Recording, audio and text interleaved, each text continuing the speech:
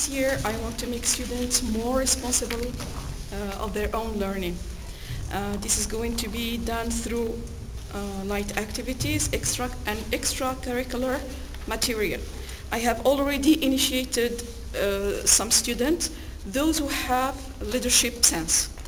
Okay, so and they are going to be the responsible of their the other student. I have already through online found EPAL correspondence with specific numbers for each student. This is I have already done. I have already initiated some students to begin an e-magazine or paper magazine, okay, and I have encouraged them to work in the area they are interested in, sport, music, drama, anything. Then I have organized the reading and drama club. This is something I have done. I have done some plagiarism, I'm not afraid of. Students are going to copy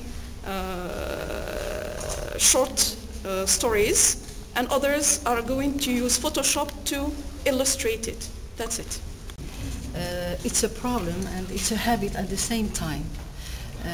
My habit is teaching standing, when I'm standing. I've never sat down, never. And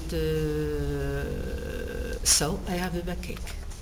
So what is the solution? I try here to, from time to time, but I don't think it's the real solution. From time to time, I try here to give them something, okay, to do, an exercise, and then I'll sit down. But less than 1 minute, and then I move around. So it's a problem. Up to now, I haven't found any solution, up to now. And it makes me suffer from a strong backache, I mean. This is my first problem. Another one, testing. Testing in especially crowded classes. When I say crowded classes, I mean especially with economic students, and we have 35 students, no table, empty, no place. So I've tried here 4 different tests, but in vain. No solution. But now I'm thinking about splitting them here into small groups, but we need here time. The problem is time. If I have here 3 or 4 groups, or 2 groups, it means that 2 hours, 2 other hours, I think. So, and you know here the problem of the program and so on. This is number 2. Another one is that, another problem is that concerning students themselves, I'd like them to be autonomous, to rely on themselves. I try many things, but they don't. All the time they are waiting for my answers and to do the work for them. There are some exceptions, of course, some good students, but I'd like here most of them to be here independent, but no solution. So I try here, I've tried here in order to encourage them to do the activity, be me teacher, and ask them to prepare some reading comprehension. I give them here as a homework a reading comprehension. This group, these 2 students should prepare these kind of questions, true, false questions, for example, and the others comprehension questions and so on. It works a little bit, I think, a little bit. It depends on the classes. It depends on the classes. For grammar lessons, if you remember, Mr. Zoubair, last time you told us that students should do the grammar by themselves. You remember? I tried it. No. Try another one. Another one. I'm going to cut this part. Sorry. Of course, I represent private school teachers here in this interpretation. So I think I give more importance to what I call priority to students' talents, because I think we have to give it more importance, because we have to know how to motivate non-talented students, because in every classroom we can see like isolated students. How can we motivate or remotivate these students? This way they can participate or take part with other students. The second point is time in management.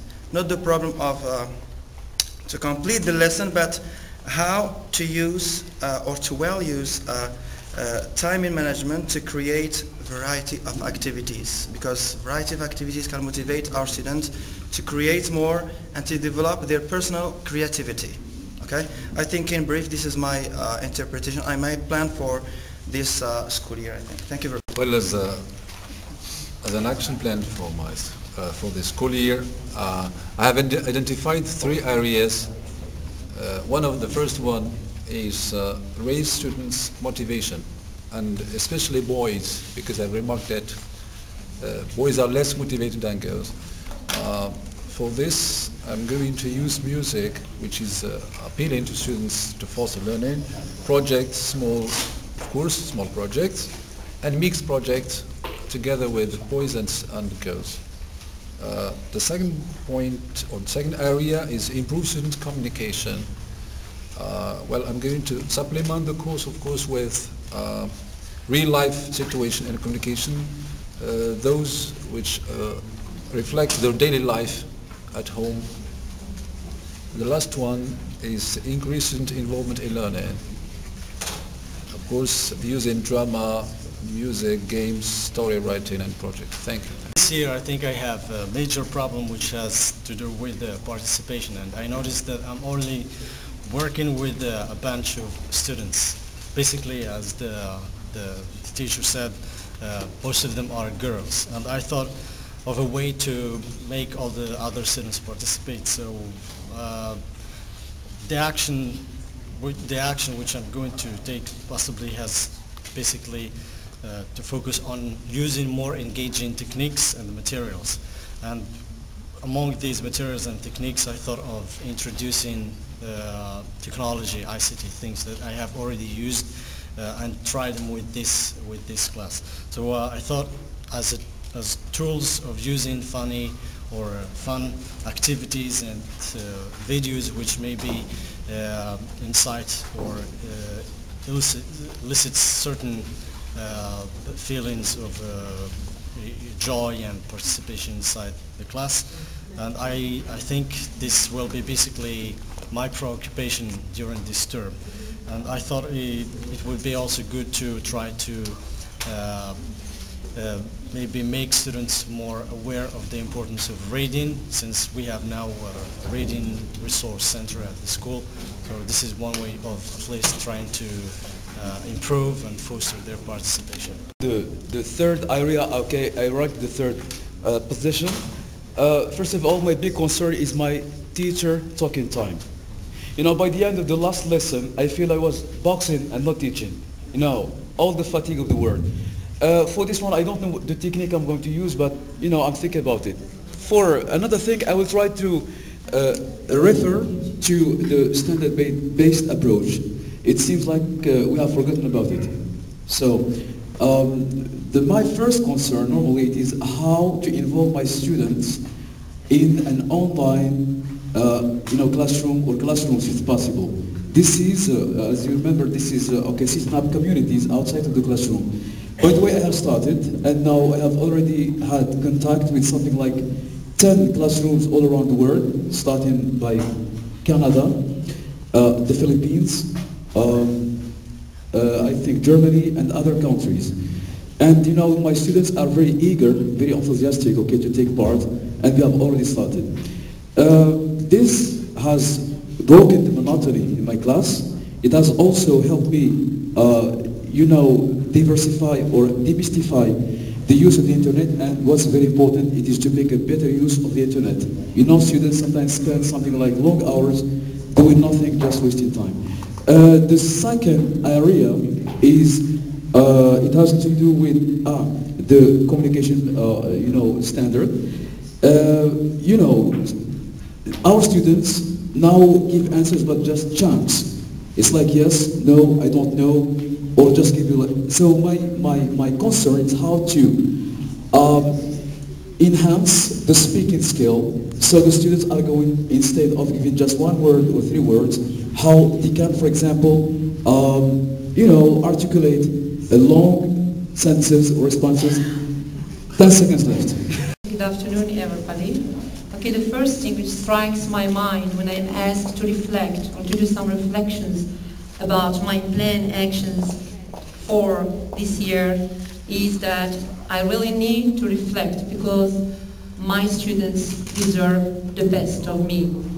Okay, so I have decided about 3 areas. The first one is how to deal with misbehavior. I find it difficult to manage conduct and discipline in English. I find it difficult to manage kids, motivated kids. Okay, because I believe that teaching equals educating. The second area is about checking how can I be sure that my teaching results are efficient. Efficiency equals success. Okay? The third area is I am thinking about implementing some cooperative learning in my teaching habits. Cooperating equals being responsible for one's learning.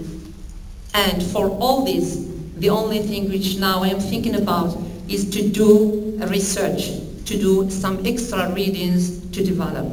Thank you. Well, I'm just going to say the 3 areas briefly so that I won't take your time. The first area is how to deal with classes with different levels, different mastery of English. Because as we have seen recently, we have students in the Common Core have different levels. Some of them use English perfectly well at the Common Core, while others can't use even the verb to be in the simple present. So this is really a challenge that we have to deal with. The second area is, by the way, we have just received a white interactive board, and we don't know how to use it, and it took us a long time to just fix it in the classroom. So I wonder if I can get any help in using that white interactive board. The last point is how to get most, if not all, the students involved actively in the class, because if I would say that most of them don't really get involved in, especially in reading. You can't make them read. You tell them read, they can look, but they can't really read. Thank you.